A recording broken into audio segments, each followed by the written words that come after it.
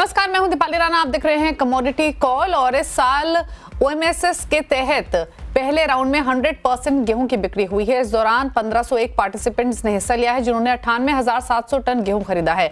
सरकार ने 1 लाख टन गेहूं की बिक्री का लक्ष्य रखा था, लेकिन उससे थोड़ी कम बिक्री रही है। अब सवाल यह है कि ओएमएसएस के तहत आगे होने वाले राउंड में भी बिक्री में तेजी बरकरार रहेगी या फिर नहीं, इसी पर बातचीत करते हैं। हमारे साथ मौजूद है आईग्रेन इंडिया के डायरेक्टर राहुल चौहान और साथ ही स्ट्रैटेजीज और आपकी क्वेरीज पर बातचीत करने के लिए Anand Rathi shares and stock brokers के डायरेक्टर नवीन माथुर हमारे साथ बने हुए हैं। आप दोनों का ही स्वागत है।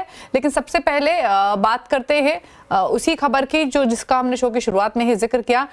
इनफैक्ट राहुल, जैसे हमने मेंशन किया, अभी भी सरकार ने 1 लाख टन का टारगेट रखा था और ऑलमोस्ट वो अचीव होते हुए दिखाई दिया है। तो सबसे पहले तो जानना चाहेंगे कि जो फर्स्ट राउंड ऑफ ऑक्शन में इतना ह्यूज पार्टिसिपेशन हमने आते हुए देखा है, इसके पीछे के मुख्य कारण क्या हैं? जो मार्केट रेट्स जो हायर साइड पर थे, उसकी वजह से इस तरीके का रिस्पॉन्स मिला है या कुछ और भी फैक्टर्स हैं? नमस्कार जी, सबसे पहले शुक्रिया मेरे को इस प्रोग्राम में बुलाने के लिए। और थोड़ा आपकी आवाज़ क्लियर नहीं थी, तो जो जहाँ तक मैं समझ पाया हूँ, जो इस साल जो हमारा पहला टेंडर था उसमें 1 लाख मेट्रिक टन गेहूँ आवंटित किया था एक हफ्ते के लिए, जिसमें से करीब 98,700 मेट्रिक टन गेहूँ एफसीआई में बिका है।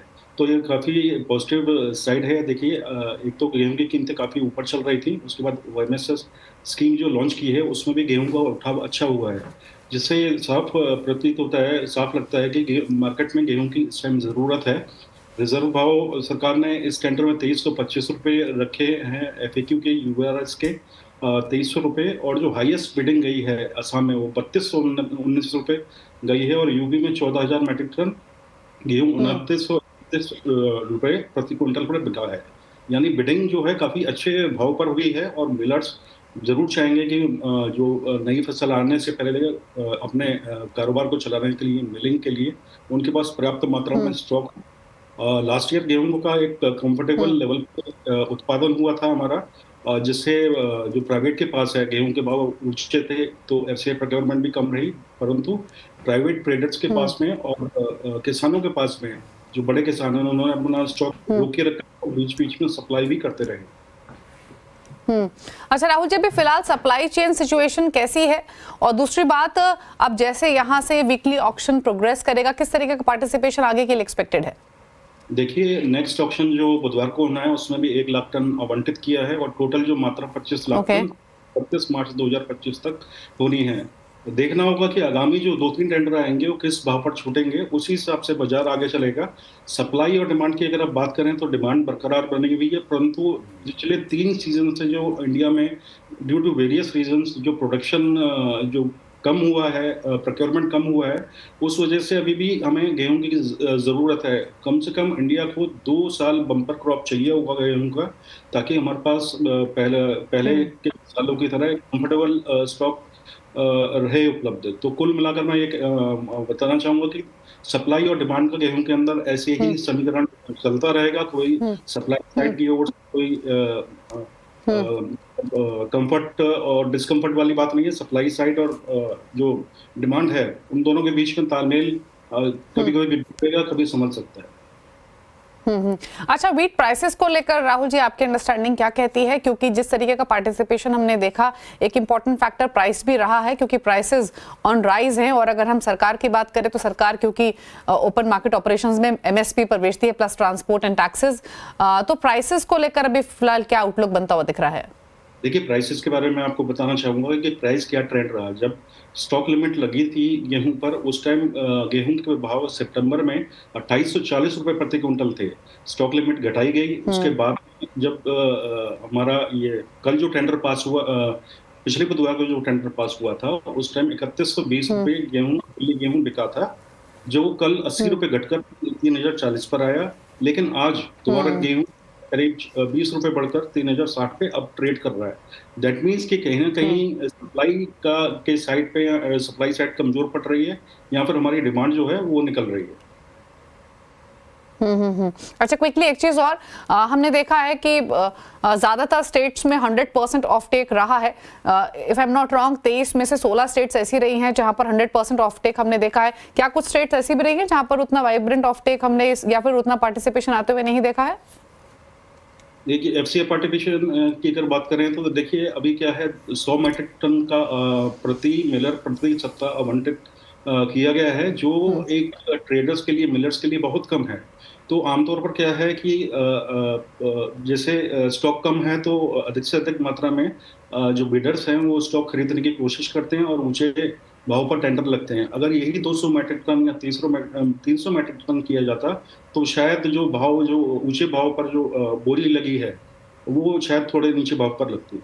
तो इसकी जो कैप है वो बढ़ानी चाहिए सरकार को।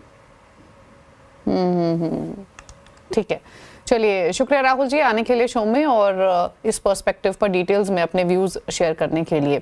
चलिए आगे बढ़ेंगे, हमारे साथ नवीन माथुर भी बने हुए हैं। फोकस करते हैं अब स्ट्रैटेजीज पर और पूछ लेते हैं उन्होंने कौन से ट्रेड्स आइडेंटिफाई किए हैं। नवीन, क्विकली कुछ ट्रेड्स आपकी तरफ से। Thank you very much. मुझे लगता है कि अगर किसी को गोल्ड में निवेश करना है तो वो बाय ऑन डिप्स कर सकते हैं। तकरीबन जो भाव है MCX का वो 76,800 के 700 के आसपास चल रहा है। डिप्स पे बाय करें फरवरी वायदा दिप्ती अराउंड 76,650 के आसपास। स्टॉप लॉस जरूर लगाइए, वॉलेटाइल रहेगा।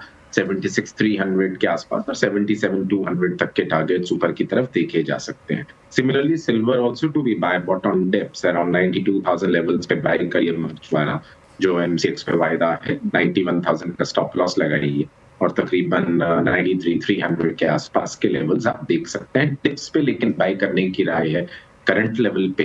It is not recommended to buy both the gold and the silvers. Okay, चलिए तो गोल्ड सिल्वर पर ये रही स्ट्रैटेजीज। रुक रहे हैं एक ब्रेक के लिए, ब्रेक के उस पर आपकी कोई क्वेरीज जल्द वापस आते हैं। आप देख रहे हैं कमोडिटी राउंडअप पर। अब बात करते हैं सवाल जवाब की और हमारे साथ मिस्टर नवीन माथुर मौजूद हैं आपकी सभी क्वेरीज को आंसर करने के लिए। पहला हम सवाल लेंगे SMS के थ्रू जो जितिन कुमार ने भेजा है दिल्ली से क्रूड पर। इनके पास 2 लॉट इन्होंने खरीदे हुए हैं 5420 के प्राइस पर और जानना चाहते हैं क्या करें इस पोजीशन में। तो बताइए क्या सजेशन रहेगा। फिलहाल तो इनके भाव से थोड़ा ऊपर है क्रूड, बट एक रेंज में ट्रेडिंग होती हुई रही है। नवीन, क्या सजेशन रहेगा? वैसे तो देखा जाए तो थोड़ा सा क्रूड का भाव अभी एक स्टेबल है, 65 और 70 डॉलर के दरमियान ही घूम रहा है। और अगर इंडियन मार्केट्स की भी बात करें तब भी मार्केट्स जो है वो तकरीबन क्रूड के 5,500 और 6,000 लेवल्स के आसपास हैं। 5,720 में बाइंग करी हुई है। 5,740 का कॉन्ट्रैक्ट अभी चल रहा है, दिसंबर वायदा MCX का। नीति हमारी स्ट्रैटेजी तो सेल ऑन राइज है। तो मेरे ख्याल से अगर वो चाहें तो एग्जिट कर सकते हैं, then he can enter the position once again in the December contract as I mentioned at around 5,820 levels. Stop loss लगाए 5,950 का और नीचे की तरफ टारगेट देखे जा सकते हैं 5,500। सी फंडामेंटल ज्यादा स्ट्रॉन्ग नहीं है क्रूड के, इसलिए ज्यादा तेजी एक्सपेक्टेड नहीं है, but sell on rise is the recommended strategy.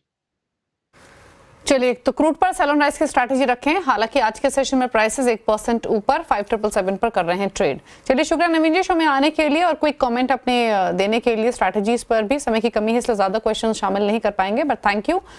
इसी के साथ एक ब्रेक के उस पर आप देखिए आवाज समाचार। नमस्कार।